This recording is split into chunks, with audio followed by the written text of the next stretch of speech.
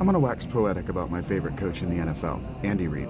I just watched a clip of him while he was the offensive coordinator and play caller of the Green Bay Packers under Mike Holmgren while Brett Favre was there. And now I didn't see the context of what happened, but evidently there was a bad play call. The video starts with Brett Favre telling Andy Reid, "Hey, I love you, man."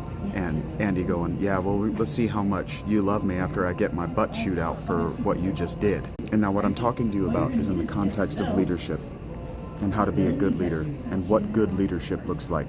If you have people in leadership positions that don't do this thing for you, they're not a good leader.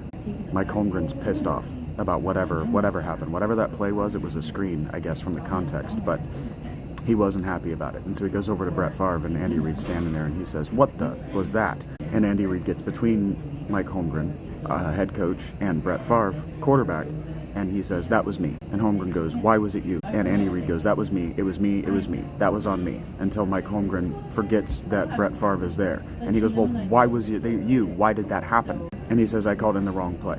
And then Holmgren was over it because it was a person in his direct chain of command that messed up, not the player. That is leadership. Because from the context of the video, that wasn't Andy Reid's mistake. It was Brett Favre's mistake. But Andy Reid made it a non-mistake for his player, so his player didn't have to be thinking about how his head coach was mad. And this is why. This is the difference, and this is what you don't know about, especially if you're under the age of 35. You've just never heard of accountability. I was listening to Pat McAfee yesterday, wax poetic, about accountability and about saying, "My bad, I did that," standing up and saying, "I made that mistake, I will fix it, I am accountable for that." A coach, a leader, a boss's job, especially one who knows what he's doing, is to make the people that work for him look good. When I was a manager, I used to tell my crew, "Look, I'm the one who's going to get the kudos for a good shift from our boss.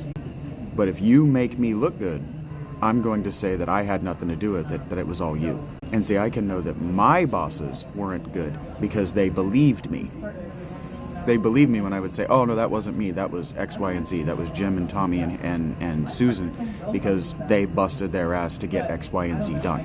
And then my bosses would go, "Oh, well, you had nothing to do with that," and give them the credit in their mind. And that's also bad leadership. Good leadership is realizing that the leaders under you are being good leaders and rewarding them accordingly. Because that's your job when you're at the top of the food chain, is to make sure that the rewards, that the monetary or fiduciary or whatever benefits that come to you get evenly divided appropriately according to merit to the people that you're responsible for. But that isn't what happened. That isn't what happens. What happens is they get divided socially.